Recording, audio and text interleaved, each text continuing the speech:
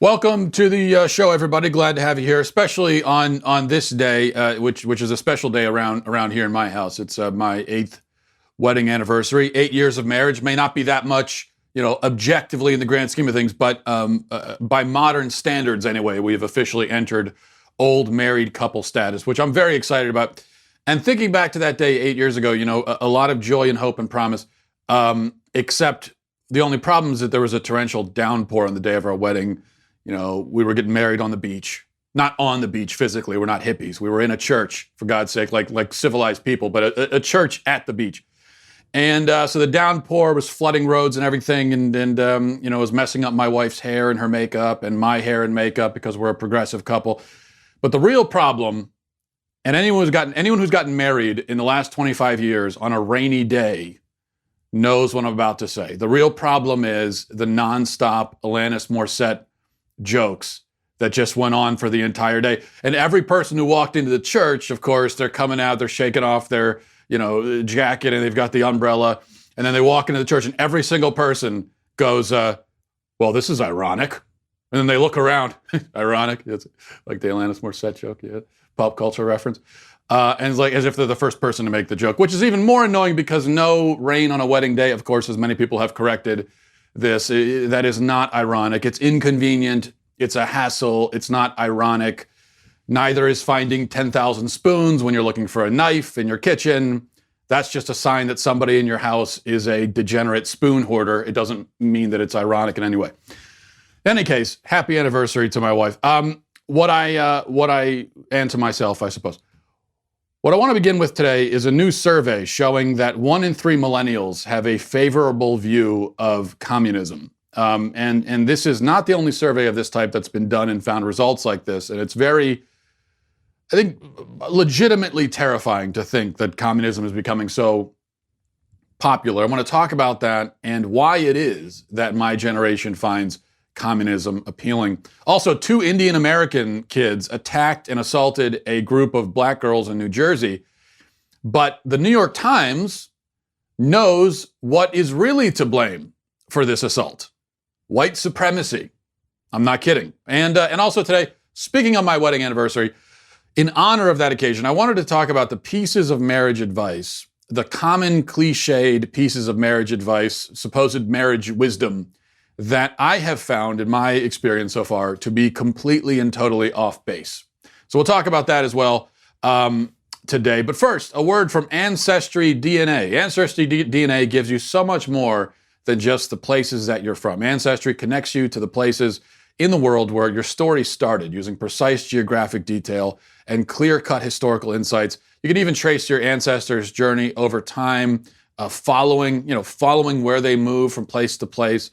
And it tells you about yourself. And I think this is something that in modern society, we've kind of lost this sense of being connected to our ancestors in our past. I think in times past, they wouldn't have had Ancestry. They wouldn't have had the service of Ancestry doing DNA tests and everything. But they also wouldn't have needed it as much because they had this connection to their past through the oral history and stories that were passed down. We don't have that. So this is where Ancestry DNA comes in. And to amplify your results, you can start a free trial on Ancestry and build a tree so your ancestors become more to you than just a name. They've combined DNA results with over 100 million family trees and billions of records to give you more insight into your genealogy and your origins. I have sent in my my packet with from Ancestry. I'm looking forward to finding out what I'm all about.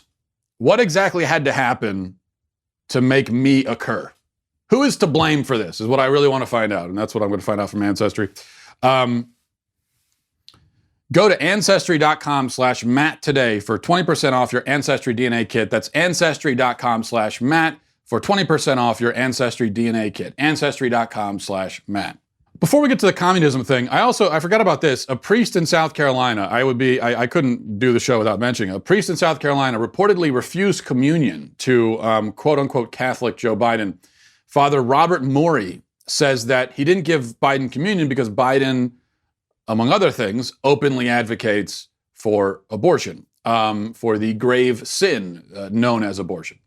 Now, I just wanted to, I want to say congratulations to this brave priest for being one of the few with the guts to actually enforce the rule and uphold the teaching as it pertains to this, and protecting the dignity of the sacrament and the church, and not to mention Joe Biden's own soul. He needs this kind of correction for the sake of his own soul. So this was an act of courage and also mercy, I think, for Joe Biden. Now, for those who aren't familiar, the Catholics have the doctrine of the real presence in the Eucharist, which is the belief that Christ is really present, as it would seem to indicate, really present in the Eucharist. As he said at the Last Supper, "This is my body, do this in remembrance of me." Not "this symbolizes my body," but "this is my body, do this in remembrance of me." That's where the teaching comes from.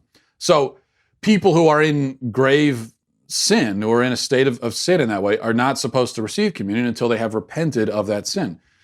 The Catholic Church has always taught that abortion is a grave sin, and those who openly advocate for it, promote it, fund it, facilitate it, they are guilty of not only participating in this sin, but also they're guilty of the sin of scandal. And by that we don't mean scandal in the political sense. We mean scandal in the sense that they are,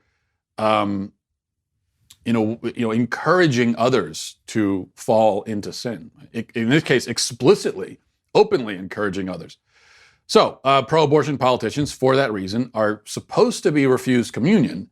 It's just that it rarely happens because priests rarely have the guts to stand up to them. Also because pro-abortion politicians rarely go to church in the first place, so to have the opportunity to have communion refused of them. But when they do go, usually, it is disgraceful to note, but usually they'll get communion and no one withholds it. In this case, it was withheld, and so I say good for this priest. Okay, so that's the good news for today. On to some of the bad news. The Victims of Communism Memorial Foundation conducts these yearly studies to see how people's attitudes towards communism are changing over time. And the results of this year's study are truly horrifying, I think. Reading now from the organization's report, here are what they call the key takeaways. Some of the key takeaways, anyway. I'm cherry picking a few of these here that are of special interest. It says, capitalism is still viewed more favorably than other economic systems, holding relatively steady at 61% favorability from 2018. Now, that's 61% overall. To me, that's pretty low. Only 61% of Americans, according to this study, are really in favor of capitalism. However, favorability of capitalism is lower among Generation Z and Millennials at only around 50%, down 6 points and 8 points from 2018, respectively.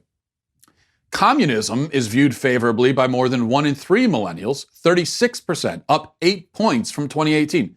Communism by 36% of Millennials. This, I hate to remind you, this is the generation that's taking over the country. They are inheriting the reins of power. When I say they, I mean we. And 36% of us are in favor of communism. 15% of millennials think the world would be better off if the Soviet Union still existed. A majority of Americans aged 35 and under trust themselves more than the community. But that's, okay, so 35 and under, majority trust themselves. 66% trust themselves more than the community or the government.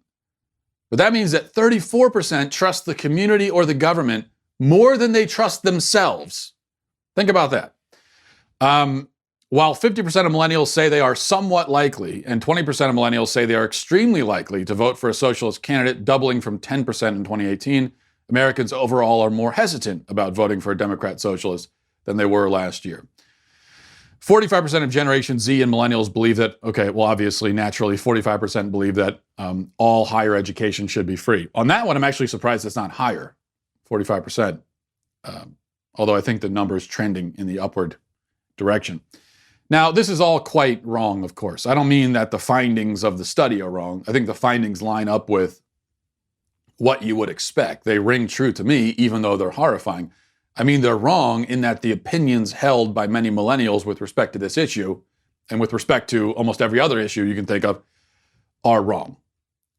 It might be too much to ask, given that people don't like to read anymore, especially read long books, but if everyone would just read the first volume, I've recommended this book a million times. If you would just read the first volume of Solzhenitsyn's Gulag Archipelago, He wrote a 3-volume work talking about his own experience in the Gulag, the Soviet Gulag, but also he kind of weaves that into the overall history of the Gulag system in the Soviet Union. It's a fascinating book. I've read the first 2 volumes. I haven't read the 3rd volume yet. But it'd be great to read all of them. If you could only read one, just read the first volume. And there's no way that you could read that book and come away from it still thinking that a socialist or communist system is a good idea. There's no way you could do it.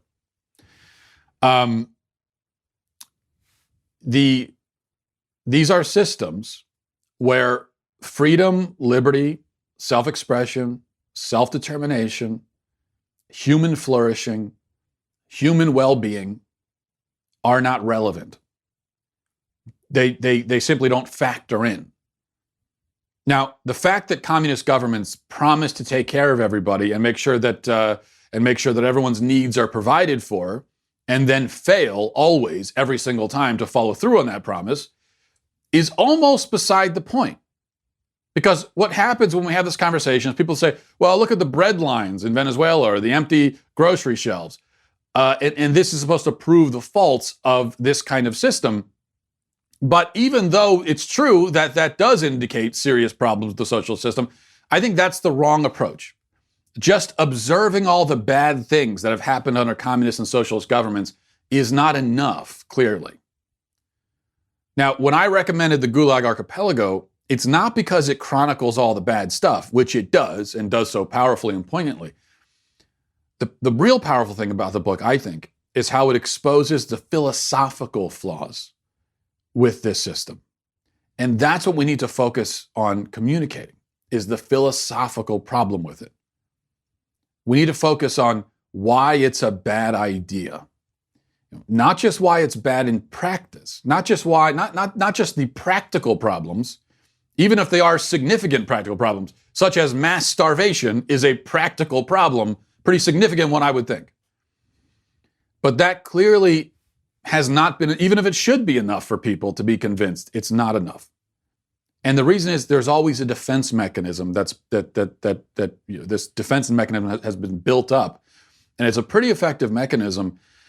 And that mechanism, that strategy, is the classic move of saying, well, hey, communism is a great idea, but it's just that it's usually not done right. And when you point to an example of a communist or socialist regime, Venezuela, China, Soviet Union, wherever, where there's been horrific results, you could always say, well, that's not real communism, or that's not real socialism. Or there's the more skeptical sounding version of this, where somebody says, communism is great in theory, just bad in practice. No, it's bad in theory. And the reason why it's always bad in practice is because it's bad in theory. And so we need to talk about that theory. Here's the other thing that people need to understand about millennials and I guess Generation Z. I don't know anything about those people. But even though I guess my kids are in that group, I don't know. But here's what I think some people miss about millennials. The arguments, and not just with this issue, with economics, but with any issue. The arguments that really speak to millennials are going to be philosophical, moral arguments, which in some ways I would say is a credit to my generation, that we're a little bit less focused on the practical implications of things, which there's a downside to that, which we're seeing, but they're a little less focused on that and a little more focused on the moral argument. Like, what's the right thing to do? Okay? And this is a fact about millennials that everyone seems to miss. How can you miss it? And so this is why the messaging by conservatives to millennials has so often fails. Because when you start talking about the practical stuff of, oh, you want a job, you want this, that's not how you're going to speak to them.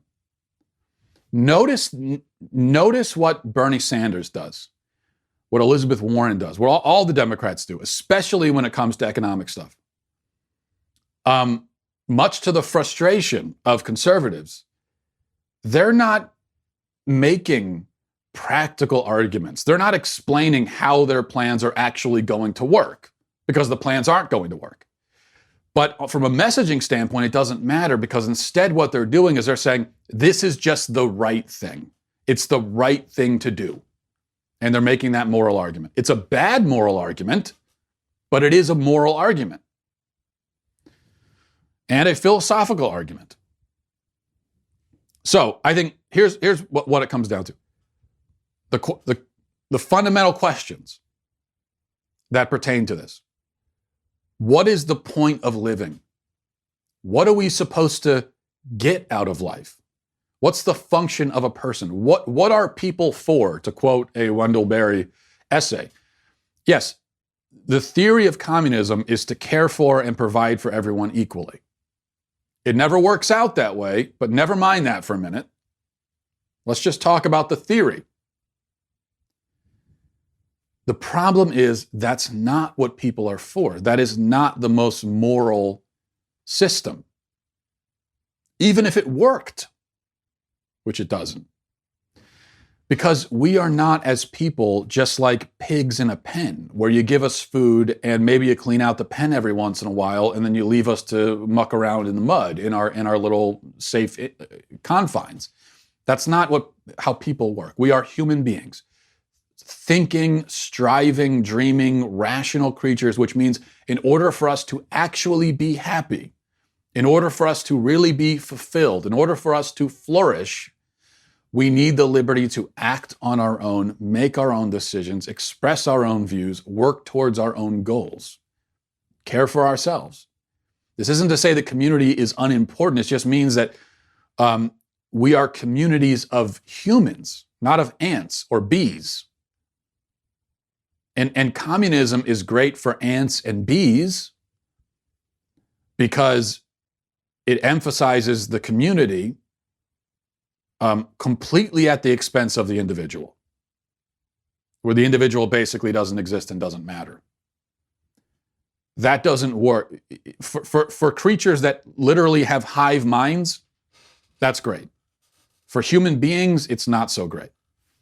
And I think that has to be our message. The reason why communism is so appealing to younger people is that, as I've argued, there's way too much focus on the practical pitfalls of communism, which leaves open this idea that in theory it's great and someone just has to figure out how to make it work because it's the most moral system and it's a system that's going to make people the happiest, and so we should do it if we could. And also because before even making the point that communism destroys liberty, which is the main point, the real reason to oppose it, but before even getting there, people need first to actually desire liberty and freedom. And herein lies, I think, the real problem. A lot of younger people today just don't have that desire for liberty, for freedom, for independence, because it hasn't been instilled in them. And that's what we need to work on, getting people to understand, especially young people, why freedom is a beautiful and necessary thing and something that will ultimately make them happy and fulfilled.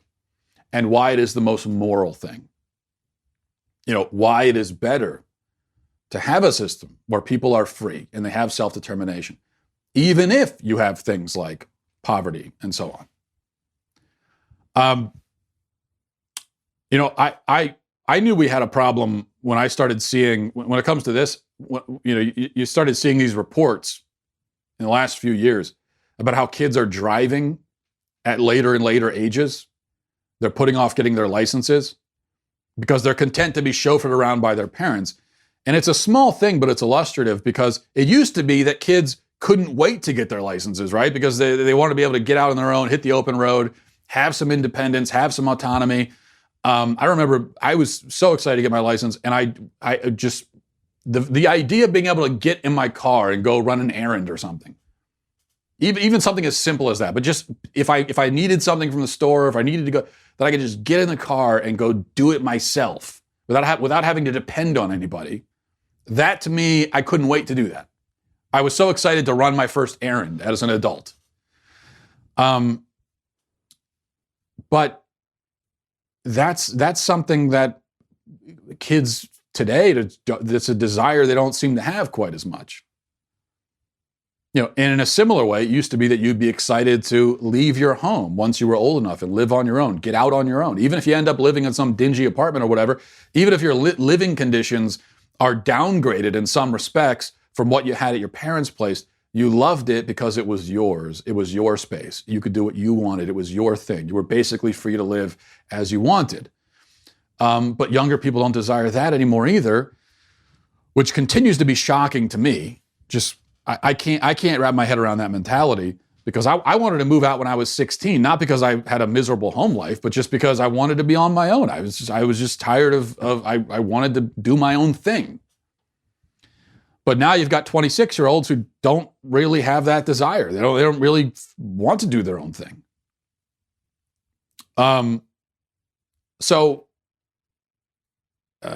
It's again with something like that, if you want to make an argument to people that, hey, you should get your license and you should move out of the house and live on your own, I think it's important to have the younger generation doing that and learning how to live independently and learning that independence is a good thing. But if you're going to make that argument, once again, you can't really make it on practical grounds. Because in a way, as opposed to with something like communism, the very sort of localized communism of an adult that still lives at home with his parents and is taken care of by the government of the house, which would be their parents, that does make, in a practical way, that does make some practical sense, because you're saving money and all of that. So in a way, practically speaking, yeah, I can see why you would do it.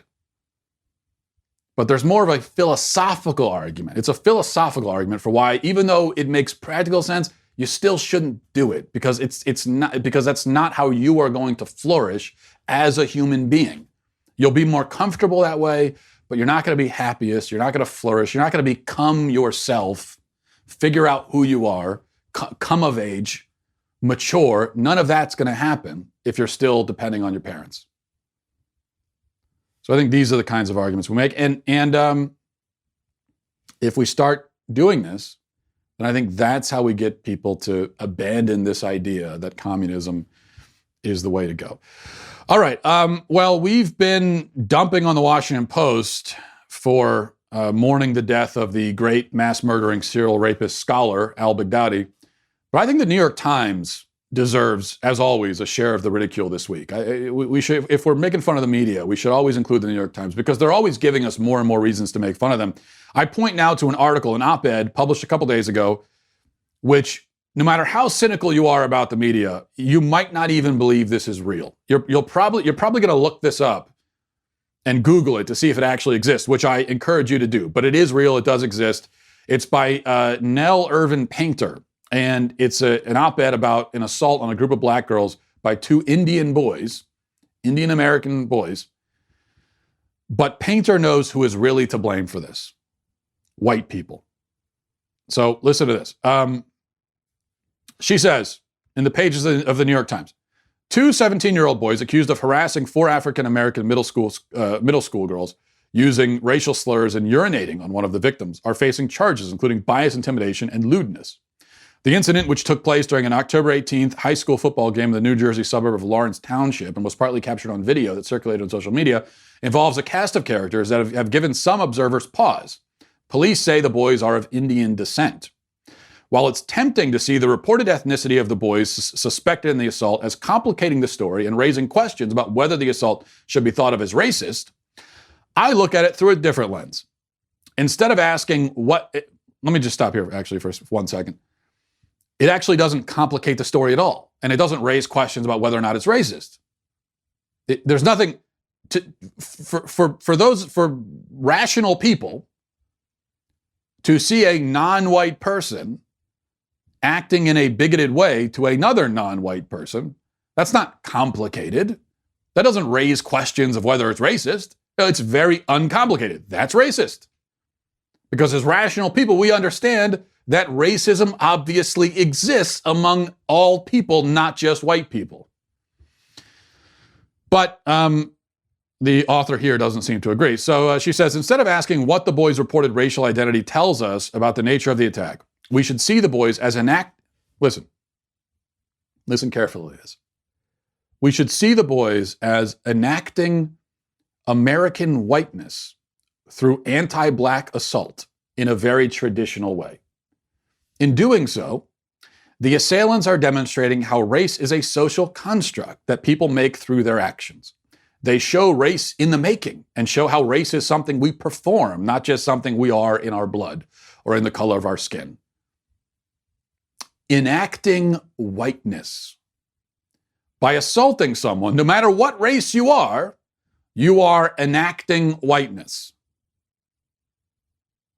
Why? Well, because white people are the only ones who are racist. But you see the circular logic here. When a non-white person assaults another non-white person, that has to be racist.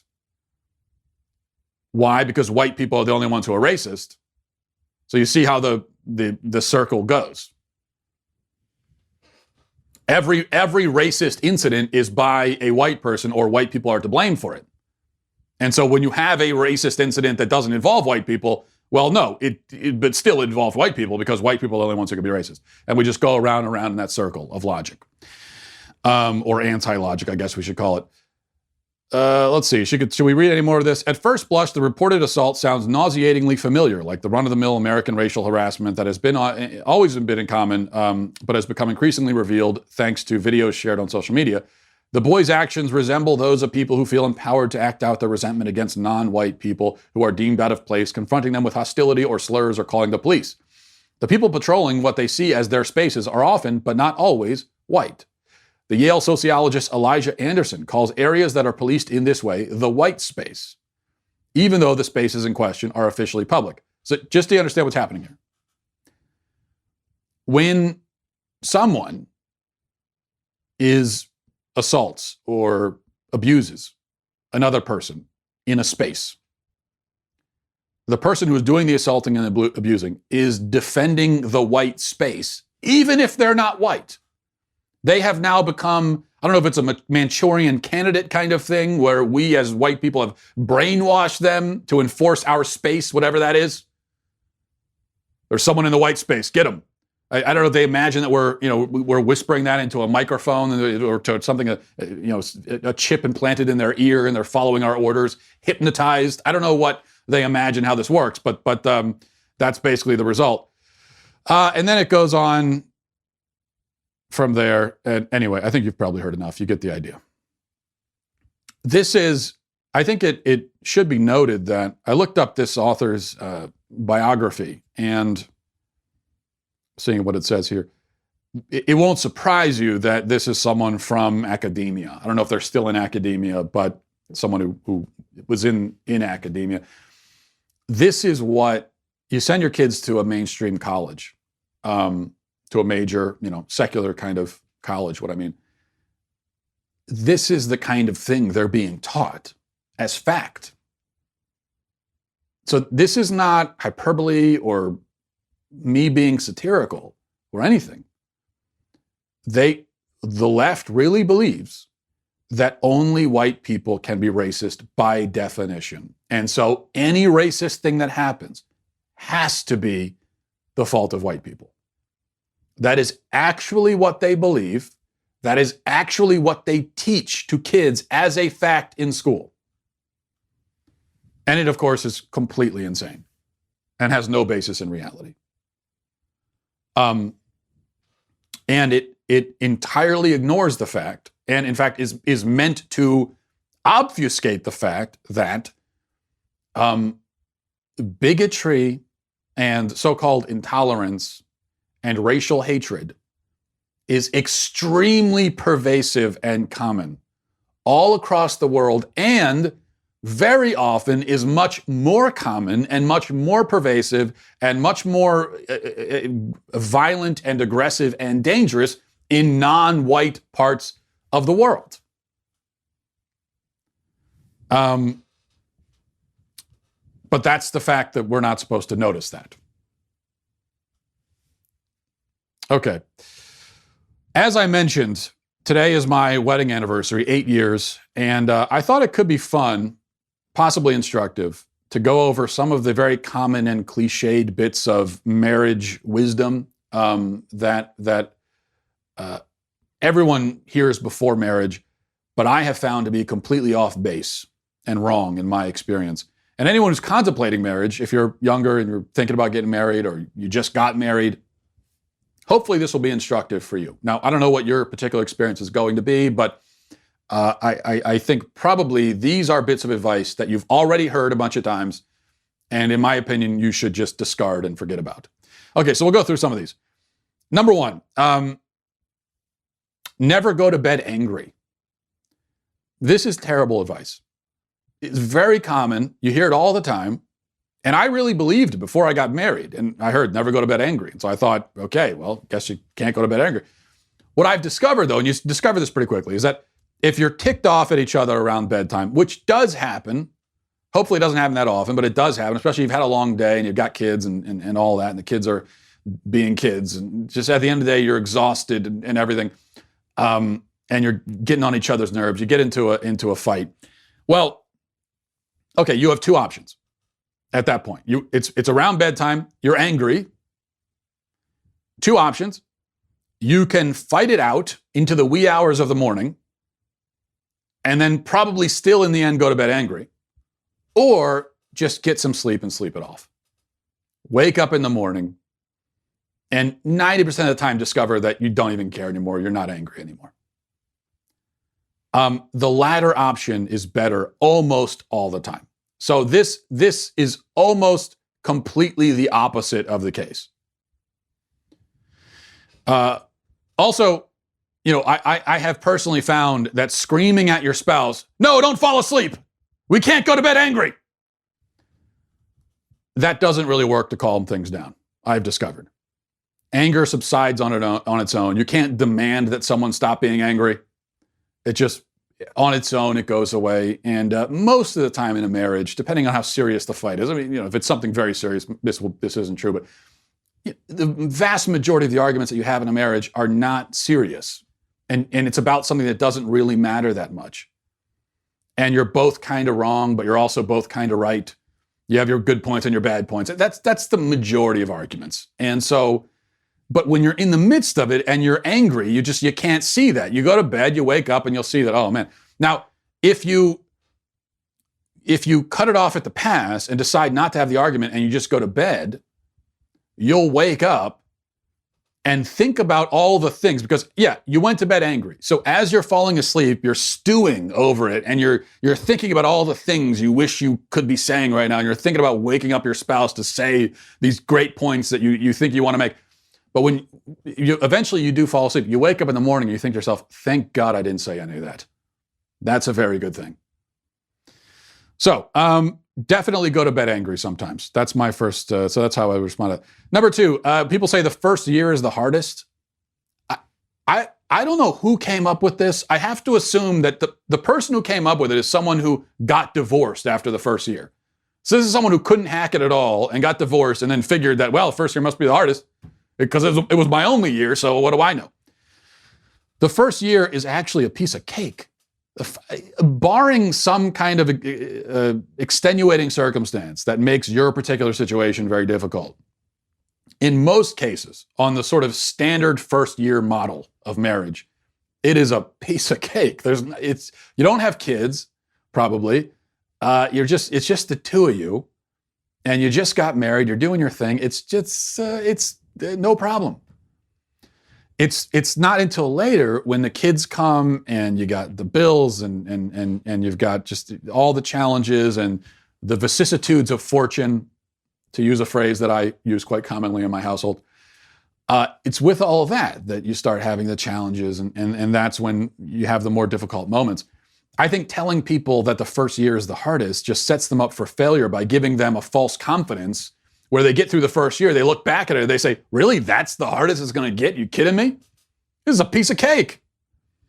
And then the first time they hit a real speed bump, everything falls apart because they weren't expecting that. Number three, people say, never keep anything from your partner. Don't keep anything to yourself. Now, this is true If the point is that you shouldn't like hide money or have affairs or something like that, then, and with the money thing, now that is a cliched common piece of advice about don't have separate accounts and don't do that. That I think is 100% correct. That's absolutely true. You're letting money come in between you and a marriage, and you both have your own money. That you're just asking for. You might as well be literally asking for a divorce at that point. You might as well cut to the chase and just ask for the divorce, because that's where you're headed if you're letting money come between you and a marriage like that. But with the exception of those kinds of things, the way this is often translated, when people say don't keep anything from your spouse, the way it's translated in a marriage a lot of the time is that you should always share your feelings and your concerns with your spouse all the time, never hold anything back or keep anything to yourself. And that is definitely wrong. It couldn't be more wrong. Now, someone on Twitter, I was talking about this on Twitter last night, someone on Twitter very wisely described this as, I wish I could steal this and pretend that I came up with this, but I didn't. Someone said that this is like using your spouse as an emotional toilet. It is the emotional toilet approach to marriage. And that is, you're dumping all of your emotional baggage on your spouse, vomiting out all the complaints and miseries of the day, not because you want to bond with them or share with them, but just because you're trying to unload and you don't want to have it, and so it just makes you feel better to get it all out there. You're trying to vent. A good rule of thumb, I think, is this. If you have to justify what you're saying by qualifying it with, I'm just venting, you probably should have kept it to yourself. I think 90% of the time, what you feel the need to excuse by calling it venting is something that you were selfish for saying in the first place. Because you're taking your own miseries and you're dumping them on your spouse. Just backing up the dump truck and unloading it. Here you go. Go scream into a pillow if you need to, but your spouse is not a pillow to be screamed into. Number 4, marriage is 50-50. This is, I think, obviously. Now, before going into marriage, I knew that this was BS. Marriage is not 50-50. You can't split everything down the line 50-50. If you try to do that, it's kind of like the money thing. You are marching right to the divorce attorney if you're trying to have a marriage like that. If you're trying to be like my kids, the twins, who are because they're 6 years old, so they insist that everything is exactly equal.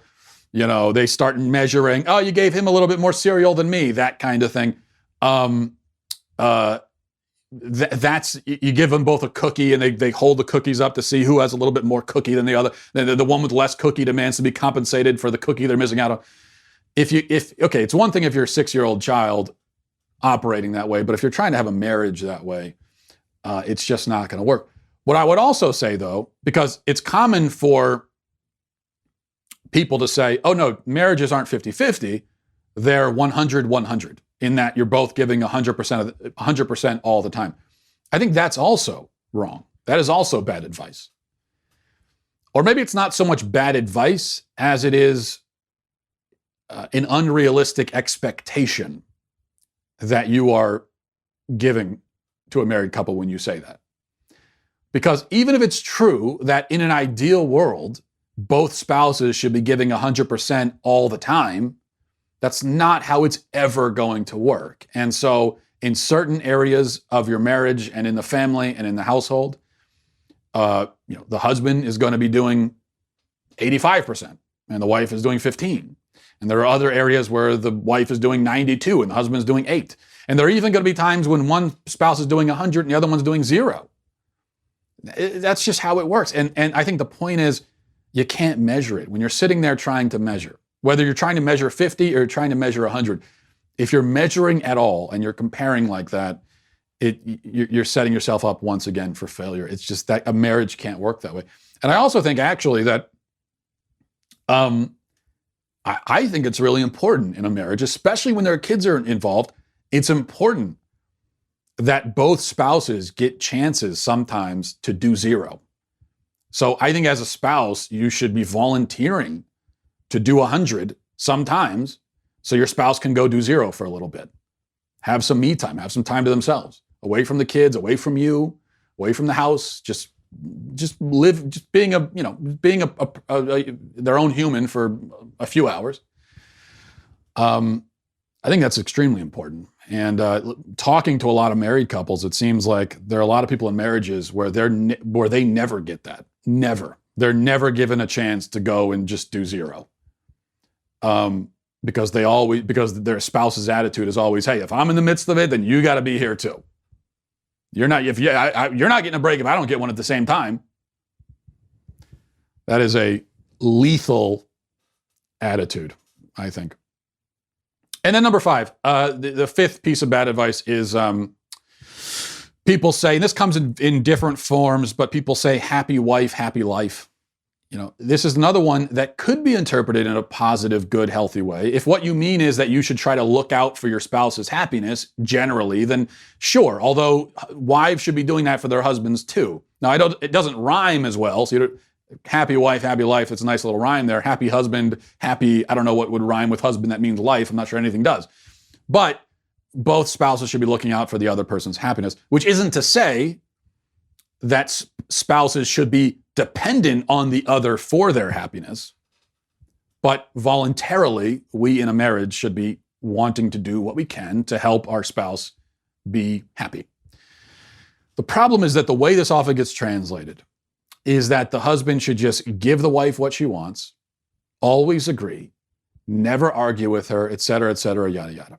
And this idea is communicated in a variety of half joking, but not really joking at all ways, like happy life, happy wife, or happy wife, happy life, or someone says something like, the most important words for a husband to learn in a marriage are yes, dear. Anything in that vein. All the stuff about how the wife is always right. And this is something I heard before my marriage constantly. Guys would come up to me and they would say, well, the best advice I can give is she's always right. And then they kind of do that thing where they're half whispering, but not really. The best advice I can give is she's always right. Now, first of all, this strikes me as enormously patronizing to women, where you're just patting your wife on the head and saying, yeah, there, yeah, you're right, honey, okay. But more to the point, it's an absolutely pathetic way for a man to approach marriage. And it's hard for me to believe that any woman actually respects a pushover like that. There might be a part of them that likes it because they get their way, but they don't respect you. If they can walk all over you, they're not going to respect you. Women don't want yes men. They just want men. Here's the fact of the matter. Wives, and this is a news flash, breaking news here. Wives are not always right. Sometimes they're wrong. In fact, a wife is just as likely to be wrong as a husband, because you're both fallible human beings. You're not perfect. She's not perfect. Nobody's perfect. So she can be wrong. It does happen. And when she is wrong, as a husband, you should tell her. Now, it doesn't mean you should scream at her or be condescending about it, but if she's wrong about something, you should say so. And if it starts an argument and you're in the right, then hold your ground. You don't have to give up just to try to keep the peace or whatever. If your wife's happiness hinges on always being agreed with and getting everything she wants all the time, then she needs to grow up. Okay, your wife is an emotional child in that case, and you can help that process by being a grown man yourself, because you are also an emotional child in that you have allowed your marriage to become this. But hopefully your wife is like mine. My wife is a grown woman. She's an adult. She can not only handle being disagreed with, but she very much prefers it over being placated with a head nod. Now, I generally have no reservations. Maybe it doesn't surprise you, but I have no reservations generally with disagreeing. And you can go overboard with disagreeing. I'll be the first to admit that. And there are times when, pick your battles, there's a cliche that does come into play, I think, in marriage and parenting. You do have to pick your battles sometimes. You can't fight everything to the death all the time. And so there are going to be times when, you think you're kind of right, but it doesn't matter that much. And so, okay, you're not going to have it out over this. So there are going to be times like that. But even in those times, and my point is, your whole marriage can't be that way. Every once in a while, okay. But even in those times when I'm have a disagreement with my wife, and so, but I think it's not a big deal, so I'll just say, okay, whatever. Usually what my wife will say is something like, okay, do you actually agree with me, or are you just saying that because you don't want to fight? She's not going to accept that. She wants to hear what I actually think, even if it's not a big deal. She really wants to know what I think about it. So,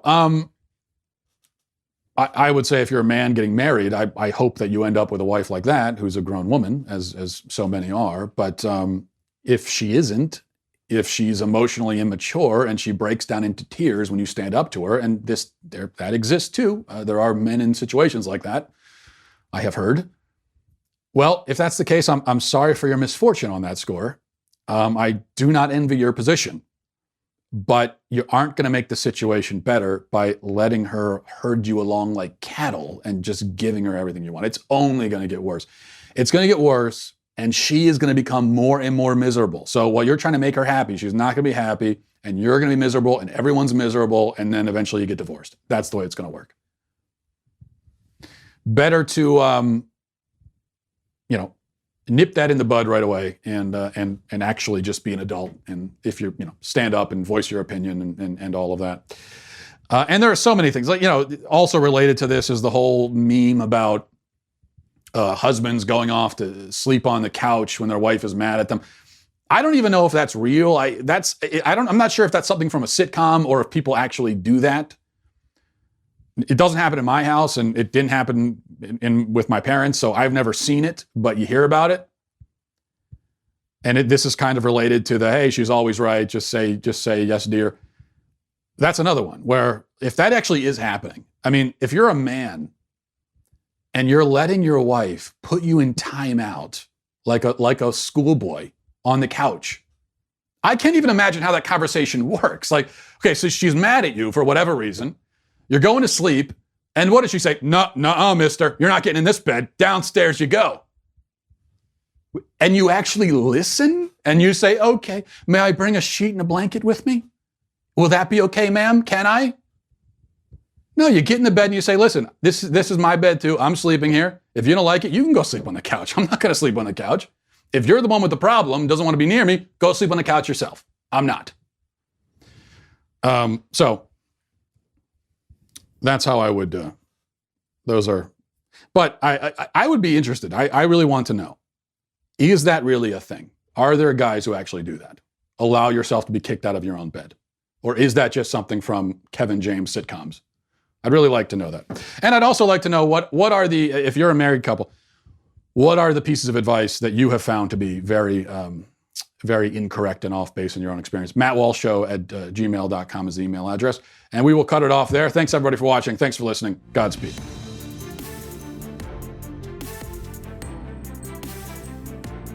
The Matt Walsh Show is produced by Robert Sterling, associate producer Alexia Garcia Del Rio, executive producer Jeremy Boring, senior producer Jonathan Hay, our supervising producer is Mathis Glover, and our technical producer is Austin Stevens, edited by Donovan Fowler. Audio is mixed by Mike Coromina. The Matt Walsh Show is a Daily Wire production. Copyright Daily Wire 2019. Hey everybody, it's Andrew Klavan, host of The Andrew Klavan Show. You know, some people are depressed because the American Republic is collapsing, the end of days is approaching, and the moon has turned to blood. But on The Andrew Klavan Show, that's where the fun just gets started. So come on over to The Andrew Klavan Show and laugh your way through the apocalypse with me, Andrew Klavan.